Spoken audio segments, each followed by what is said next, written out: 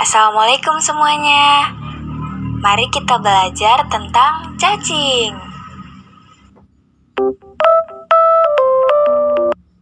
Nah, sebelumnya ada yang udah tahu belum sih apa itu cacing? Cacing atau helminths adalah hewan multiselular dengan simetri bilateral. Filum penting bagi manusia adalah Platelmintes dan Nematelmintes. Platelmintes terbagi menjadi kelas Cestoda dan Termatoda, sementara Nematelmintes memiliki banyak spesies yang dapat menyebabkan penyakit. Platelmintes memiliki tubuh pipi seperti pita atau daun. Mereka hermafrodit dengan organ kelamin jantan dan betina dalam satu tubuh dan sistem pencernaan yang belum sempurna.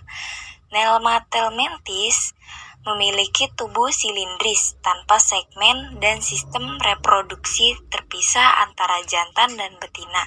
Sistem pencernaannya telah sempurna dengan mulut dan anus serta mempunyai rongga tubuh. Nah, di sini ada tabel morfologinya. Bisa dibaca ya teman-teman. Cestoda, cacing pipi seperti pita dengan segmen banyak. Hermafrodit atau monoecious, kepala memiliki alat hisap dan kadang dilengkapi kait. Tidak memiliki sistem pencernaan berupa usus dan rongga tubuh. Sedangkan Trematoda bentuk tubuh seperti daun tanpa segmen, umumnya hermafrodit atau monoecious, kecuali Schistosoma memiliki alat hisap tanpa kait. Alat pencernaan ada, namun usus tidak sempurna dan tidak ada lubang anus, tidak memiliki rongga tubuh. Di sini ada Trematoda, dewasa hidup di usus atau jaringan paru hospes. Beberapa di pembuluh darah memerlukan siput sebagai hospes perantara untuk perkembangbiakan aseksual. Beberapa memerlukan hospes perantara kedua. Cestoda, dewasa hidup di usus penderita. Larvanya dapat hidup di organ dan jaringan hewan vertebrata hospes perantara. Sedangkan nematoda menginfeksi manusia di usus, darah, saluran limfe, atau jaringan subkutan. Beberapa memerlukan larva untuk hidup di tubuh nyamuk atau invertebrata sebelum menginfeksi manusia. Nah, di sini ada kolomnya juga perbedaan cestoda dan termatoda. Bisa dibaca ya. Bentuk seperti pita, pipi dorsoventral panjangnya bervariasi dari milimeter hingga meter. Dewasa memiliki kepala atau scolex, leher dan badan atau strobila, terdiri dari banyak segmen atau proglotit. Scolex memiliki alat hisap dan kait untuk melekat pada hospes. Setiap segmen memiliki alat reproduksi yang sempurna. Segmen termasuk imatur, matur, dan grafit. Memiliki sistem saraf dan pembuangan sisa metabolisme. Scolex atau scolex, kepala dengan alat hisap, leher, bagian di belakang kepala, strobila, batang tubuh terdiri dari banyak segmen, proglotit, satuan segmen atau ruas tubuh, segmen, unit barang tubuh yang lengkap, segmen imatur, mengandung alat reproduksi jantan belum terdiferensiasi. Segmen matur mengandung alat reproduksi jantan dan betina terdiferensiasi. Segmen grafit mengandung uterus penuh telur, alat reproduksinya lainnya mengalami atrofi.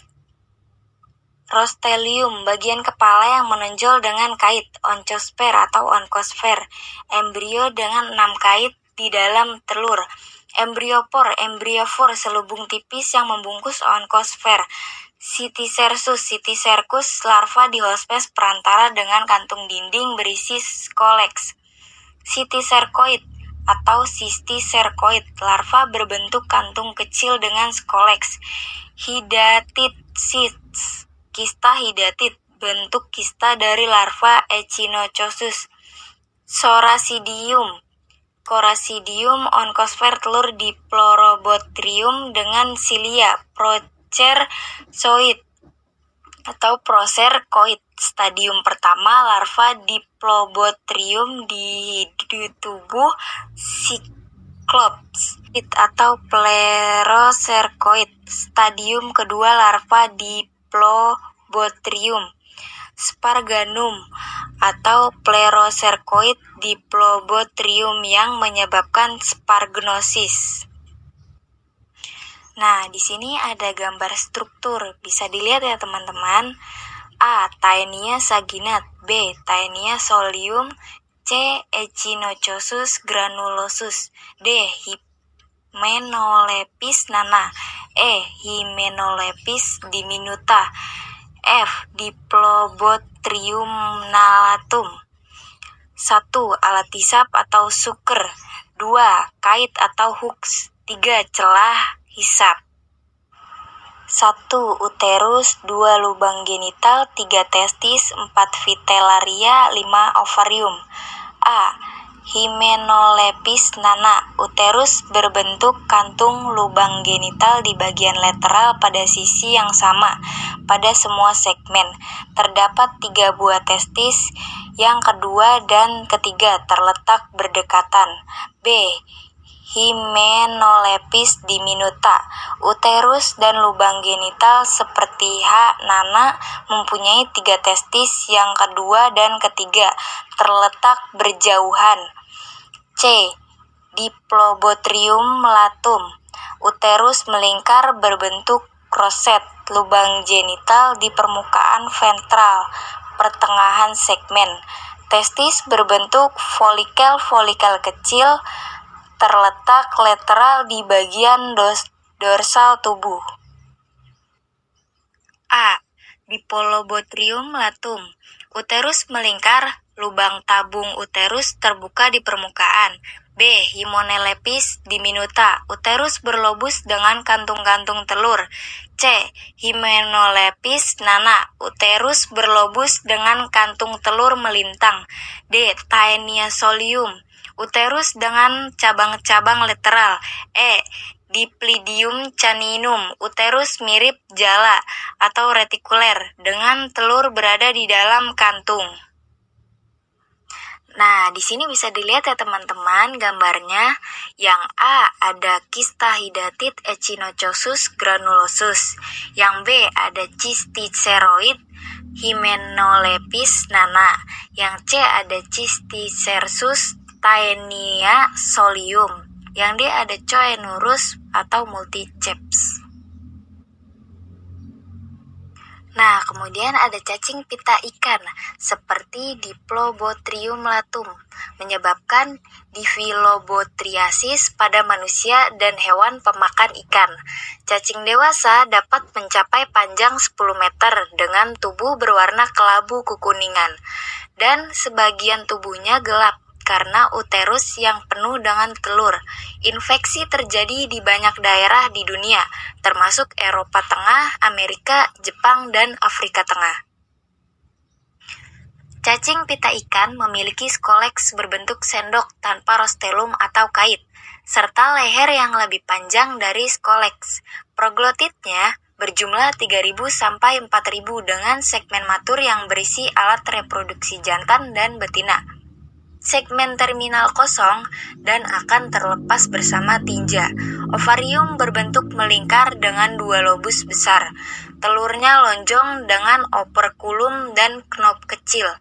Tahap larva meliputi Coracidium dan Procercoid dan Plerocercoid. Dalam daur hidupnya, Diplobothrium latum melibatkan 1 hospes definitif, manusia, anjing, atau kucing, dan 2 hospes perantara. Cyclops adalah hospes perantara pertama, sementara ikan adalah hospes perantara kedua. Telur cacing dikeluarkan bersama tinja hospes definitif dan menetes menjadi larva Coracidium di air. Coracidium dinamakan oleh Cyclops dan berubah menjadi larva Procercoid, dan kemudian dinamakan oleh ikan dan berubah menjadi larva Plerocercoid. Plerocercoid berkembang menjadi cacing dewasa di usus hospes definitif. Diplobotrium latum dapat menyebabkan gangguan gastrointestinal dan anemia pernisiosa karena defisiensi vitamin B12. Diagnosa dilakukan dengan pemeriksaan tinja untuk telur dan segmen cacing. Pengobatan menggunakan praziquantel, niclosamid, atau atabrin. Sementara anemia pernisiosa diobati dengan vitamin B12 dan asam folat. Pencegahan melibatkan menjaga kebersihan lingkungan perairan, memasak ikan dengan baik sebelum dimakan, dan menghindari memberi makan ikan mentah kepada anjing dan kucing. Sparganosis adalah infeksi pada manusia yang disebabkan oleh larva Plerocercoid atau Sparganum dari beberapa jenis cacing termasuk Diplobotrium mansomi. Ini contoh gambarnya ya guys. Sparganum dapat menular kepada manusia melalui minum air mentah yang mengandung Cyclops infektif, konsumsi hewan yang masih mengandung larva Plerocercoid, atau menggunakan cacahan daging hewan untuk pengobatan luka terbuka. Penderita sparganosis dapat memiliki larva sparganum di berbagai jaringan tubuh, terutama di daerah mata, menyebabkan gejala lokal dan sistemik seperti nyeri otot, konjungtivitas, pembengkakan mata, dan demam. Diagnosis pasti memerlukan penemuan larva cacing dalam jaringan terinfeksi. Pengobatan hanya dapat dilakukan dengan mengeluarkan larva cacing melalui tindakan pembedahan. Taenia solium adalah cacing pita babi yang tersebar luas di seluruh dunia dan epidemis di beberapa daerah di Indonesia. Cacing dewasa hidup di usus manusia, sementara larvanya ditemukan di jaringan tubuh babi. Tubuh cacing terdiri dari kepala, leher, dan proglotit. Kepala bulat dengan alat isap dan rostellum yang dilengkapi oleh 3 deret kait. Taenia solium memiliki leher pendek di belakang kepala dan jumlah segmen biasanya kurang dari 1000 segmen matur, berukuran sekitar 12 mm x 6 mm, dengan lubang genital di dekat pertengahan segmen. Uterus gravid memiliki 5-10 cabang lateral di setiap sisi segmen. Telurnya bulat dengan kulit tebal dan garis-garis radial, mirip dengan telur Taenia saginata. Taenia solium merupakan parasit zoonosis yang dapat ditularkan antar babi dan manusia. Manusia adalah hospes definitif bagi cacing dewasa, sementara larva ditemukan di jaringan babi sebagai hospes perantara. Cacing dewasa melepaskan segmen gravid dalam bentuk rantai, melepaskan telur cacing ke dalam tinja penderita. Telur yang dimakan oleh babi akan menghasilkan onkosfer yang menembus dinding usus dan menyebar ke jaringan tubuh, berubah menjadi larva Sisytercus dalam 60-70 hari pasca infeksi. Infeksi Taenia solium terjadi melalui konsumsi daging babi atau kurang masak yang mengandung larva Cysticercus. Cacing dewasa mengadakan eksvaginasi di usus manusia dan menyebabkan gejala ringan seperti gangguan pencernaan dan anemia. Diagnosis ditegakkan dengan menemukan skoleks cacing dewasa pada pemeriksaan tinja atau daerah perianal. Pengobatan menggunakan antelmintic seperti praziquantel, niclosamid, mebendazole, atau albendazole. Pencegahan melibatkan pengobatan penderita, pengawasan daging babi, memasak daging babi dengan baik, dan menjaga kebersihan lingkungan. Sistercosis adalah infeksi larva Taenia solium pada manusia. Infeksi terjadi melalui tertelan telur Taenia solium yang tercemar makanan atau tangan yang terkontaminasi tinja penderita Taeniasis solium. Larva Cysticercus dapat menyebar ke semua jaringan dan organ tubuh, terutama di otak dan otot. Mereka menyebabkan pembentukan kista dan dapat bertahan hidup hingga 5 tahun. Cysticercosis otak dapat menyebabkan gangguan motorik, sensorik, dan mental. Diagnosis sisterkosis dapat dilakukan melalui biopsi nodul jaringan atau pemeriksaan radiologi jika terjadi klasifikasi kista. Sisterkosis mata dapat diperiksa dengan ophthalmoskop dan pemeriksaan serologi dapat membantu menegakkan diagnosis. Pengobatan sisterkosis dilakukan dengan albendazol atau praziquantel dengan dosis yang disesuaikan untuk dewasa dan anak-anak. Praziquantel dapat digunakan dengan dosis 50-100 mg kilogram dan badan atau per hari selama 30 hari. Albendazol dapat diberikan dengan dosis 2 kali 400 mg selama 8-30 hari. Reaksi alergi dapat diobati dengan kortikosteroid. Sisterkosis mata dapat memerlukan pembedahan, sedangkan untuk yang terdapat di otak bisa diatasi dengan pembedahan jika memungkinkan. Pencegahan sisterkosis melibatkan pengobatan tianiasis solium pada penderita dan menjaga kebersihan perorangan dan lingkungan agar tercemar tinja manusia yang mengandung telur Taenia solium. Taenia saginata adalah cacing pita sapi yang menyebabkan Taeniasis saginata pada manusia. Penyebarannya kosmopolit dan cacing dewasanya hidup di usus halus bagian atas manusia selama hingga 10 tahun. Anatomi cacing ini mencakup tubuh putih yang transparan dengan panjang mencapai 24 meter dan jumlah segmen hingga 2000 buah. Taenia saginata memiliki kepala berbentuk segi empat dengan 4 alat isap, tanpa rostelum atau kait. Leher cacing ini sempit dan panjang. Segmen cacing dewasa dengan mencapai hingga 2000 buah, dengan segmen matur berbentuk segi empat panjang dan segmen grafit berukuran sekitar 0,5 cm kali 2 cm, dengan lubang genital di dekat ujung posterior. Uterus pada segmen grafit memiliki banyak cabang di setiap sisinya. Telur mirip dengan telur Taenia solium dan hanya infektif untuk sapi. Daur hidupnya melibatkan manusia sebagai hospes definitif dan sapi atau kerbau memiliki hospes perantara. Infeksi pada manusia terjadi melalui konsumsi daging sapi atau kerbau yang belum dimasak secara matang. Kerusakan usus oleh Citersus bovis biasanya ringan, tetapi dapat menyebabkan keluhan seperti rasa tidak enak, mual, muntah, dan diare. Jika jumlah cacing dewasa sangat banyak, dapat menyebabkan obstruksi usus dan ileus. Diagnosa Taeniasis saginata memerlukan penemuan cacing dewasa. Segmen cacing atau scolex telur cacing dalam tinja belum menentukan jenis Taeniasis. Pengobatan mengikuti prinsip Taeniasis solium. Pencegahan meliputi pengobatan penderita, pengawasan daging sapi atau kerbau, memasak daging hingga matang, dan menjaga kebersihan makanan sapi dan kerbau. Echinococcus granulosus adalah cacing pita zoonosis yang tersebar luas terutama di daerah peternakan.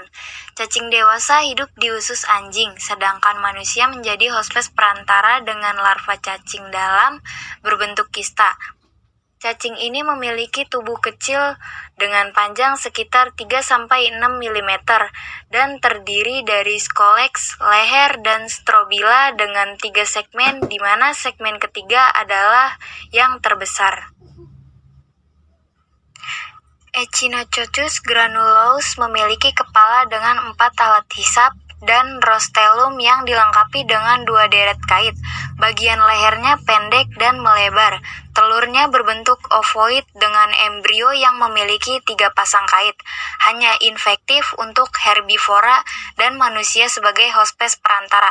Larva cacing ini tumbuh menjadi larva hidatid di dalam tubuh hospes perantara, tetapi tidak berkembang menjadi cacing dewasa.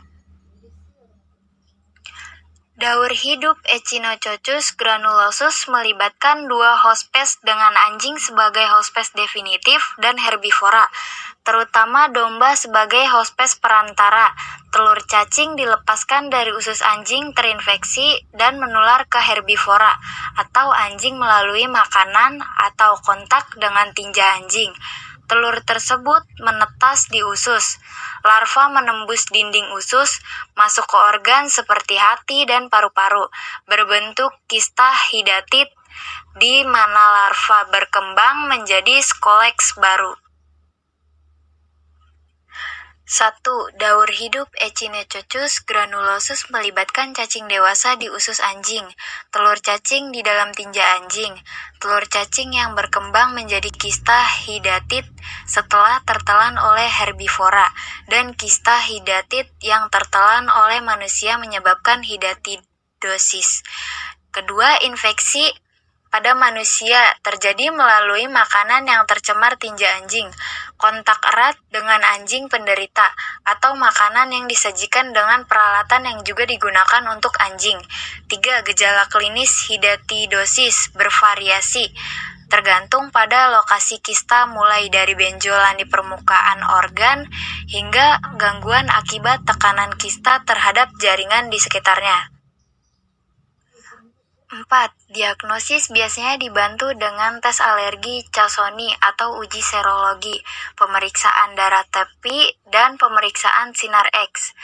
5. Pengobatan meliputi operasi untuk kista tunggal yang terletak di permukaan organ, terapi biologis, pemberian anti alergi, dan obat cacing seperti albendazol dan mebendazol. 6. Prognosis tergantung pada sifat dan lokasi kista dalam jaringan. Dengan kista primer yang masih dapat beroperasi memiliki prognosis yang baik. 7. Pencegahan meliputi pengobatan anjing penderita, menjaga kebersihan lingkungan, dan menjaga kontak manusia dengan tinja anjing. Multiceps adalah Cestoda zoonosis yang larvanya dapat menyebabkan infeksi pada manusia. Cacing dewasa hidup di usus karnivora seperti anjing, sedangkan larva atau Cyanurus hidup di jaringan herbivora seperti kambing dan domba sebagai hospes perantara.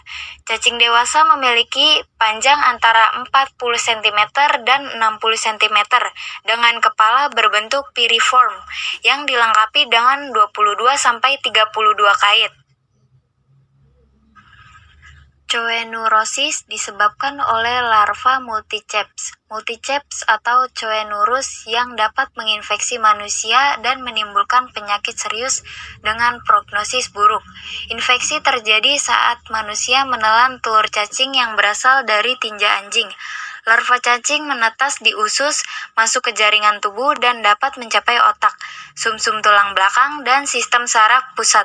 Di sana, larva berkembang menjadi Coenurus kista dengan banyak skoleks. Gejala klinis Coenurosis meliputi hilangnya kesadaran, kejang, paresis, gangguan penglihatan, kelumpuhan, gangguan pembicaraan, dan muntah. Pemeriksaan laboratorium menunjukkan peningkatan protein dan sel dalam cairan otak. Diagnosis pasti memerlukan biopsi jaringan untuk mendeteksi larva cacing multiceps. Pengobatan sulit dilakukan, maka pencegahan dilakukan dengan perbaikan sanitasi lingkungan dan menjaga kebersihan perorangan untuk mencegah kontaminasi makanan atau minuman dengan tinja anjing yang terinfeksi multiceps. Hymenopletis nana atau cacing kerdil tersebar luas di seluruh dunia, terutama di daerah beriklim panas. Cacing dewasa hidup di usus distal ileum manusia dan binatang pengerat seperti tikus. Ukurannya sangat kecil, antara 2-4 cm panjangnya dan 0,7-1 mm lebarnya. Cacing kerdil memiliki kepala bulat kecil dengan rostellum pendek dan satu baris kait. Terdapat 4 alat isap berbentuk mangkuk di kepala. Lehernya panjang dengan permukaan halus.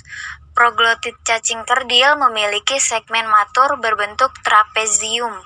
dengan 3 testis dan ovarium yang berlobus. Lubang kelamin terletak di sisi kiri segmen grafit berisi 80-180 telur dalam kantung telur.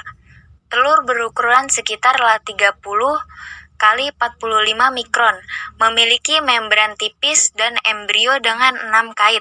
Daur hidupnya melibatkan manusia, tikus, dan mencit sebagai hospes definitif tanpa perantara. Telur yang tertelan menetas menjadi larva, berkembang menjadi cacing dewasa dalam 10-12 hari di usus manusia. Autoinfeksi interna dapat terjadi dengan telur yang menetas di usus. Infeksi ringan Hymenolepisiasis jarang menimbulkan gejala. Autoinfeksi interna bisa menyebabkan infeksi berat dengan gejala seperti astenia, penurunan berat badan, hilangnya nafsu makan, muntah-muntah, dan keluhan neurologis. Diagnosa ditegakkan dengan pemeriksaan tinja untuk telur cacing. Niklosamid dan quinacrin digunakan untuk pengobatan, pencegahan melalui kebersihan lingkungan, higien, pengobatan penderita, dan pengendalian populasi tikus. Cacing Hymenolapis diminuta tersebar luas di seluruh dunia dan hidup di usus halus tikus dan mencit. Manusia, terutama anak-anak di bawah 3 tahun, dapat terinfeksi. Cacing ini berukuran 10-60 cm, memiliki kepala berbentuk gada dengan 4 alat isap kecil. Segmen tubuh berkisar 800-1000 buah. Telurnya bulat dengan ukuran sekitar 58 kali 86 mikron, mirip dengan telur H. nana. Dalam daur hidupnya, tikus, mencit, dan kadang-kadang manusia menjadi hospes definitif. Cacing Hymenolapis diminuta, sementara pinjal tikus, pinjal mencit, dan kumbang tepung dewasa berperan sebagai hospes perantara. Embrio cacing menetas menjadi larva sisterkoid dalam tubuh serangga. Sisterkoid yang tertelan oleh hospes definitif berkembang menjadi cacing dewasa dalam 20 hari. Infektif pada manusia terjadi karena mengonsumsi makanan atau minuman yang tercemar oleh serangga yang membawa sisterkoid infektif. Hymenolepisiasis diminuta umumnya hanya menyebabkan gangguan kesehatan ringan dan pendek waktunya. Karena ini hanya hidup antara 5-7 minggu di dalam usus penderita. Diagnosis ditegakkan melalui pemeriksaan tinja untuk menemukan telur cacing. Pengobatan dilakukan dengan quinacrin atau atabrin. Pencegahan melibatkan menjaga kebersihan makanan dan minuman serta memasaknya dengan baik, serta pemberantasan tikus di lingkungan hunian. Diplydium caninum, cacing parasitik yang umum pada anjing, kucing, dan karnivor lain, juga dapat menginfeksi manusia, terutama anak-anak di bawah 8 tahun yang sering berinteraksi dengan anjing peliharaan. Cacing dewasa dapat mencapai panjang 70 cm dengan strobila memiliki 60-175 proglotit. Kepala cacing berbentuk belah ketupat dengan 4 alat isap dan rostrum rektatil dilengkapi dengan 30-150 kait duri mawar. Proglotit matur memiliki bentuk tempayan atau vas bunga dengan 2 organ produksi dan 1 lubang kelamin di tengah-tengah segmen. Ini contohnya ya teman-teman. Proglotit grafit Diplydium caninum berisi telur dalam kantung telur atau ekbal dengan 15-25 butir telur di setiap kantung. Telur cacing bulat dengan garis tengah sekitar 35-60 mikron, mengandung onkosfor dengan 6 kait. Hospes definitnya adalah anjing, kucing, dan karnivora lainnya. Kadang-kadang manusia, hospes perantara adalah pinjal anjing, pinjal kucing, dan tuma anjing. Telur yang termakan oleh larva pinjal menetas menjadi larva sistercoid yang infektif. Larva sistercoid yang tertelan oleh hospes definitif berkembang menjadi cacing dewasa dalam sekitar 20 hari. Penularan Dipilidiasis caninum terutama terjadi pada anak-anak di bawah 8 tahun, terutama di bawah 6 bulan, melalui peroral, yaitu tertelan pinjal atau tuma anjing dan kucing yang infektif bersama makanan atau minuman, atau dari tangan yang tercemar tinja hewan yang sakit. Gejala klinis pada hewan termasuk gelisah dan lemah, sementara pada manusia gejala umumnya ringan seperti gangguan perut, nyeri epigastrium, diare, reaksi alergi, dan penurunan berat badan. Diagnosis ditegakkan melalui pemeriksaan tinja untuk menemukan segmen cacing atau telur. Pengobatan menggunakan niklosamid atau quinacrin. Pencegahan melibatkan menghindari kontak langsung dengan hewan terinfeksi, pengobatan hewan dan manusia yang terinfeksi, dan pemberantasan pinjal dan tuma anjing dengan insektisida. Cukup sekian teman-teman. Terima kasih semuanya. Semoga mudah dimengerti ya.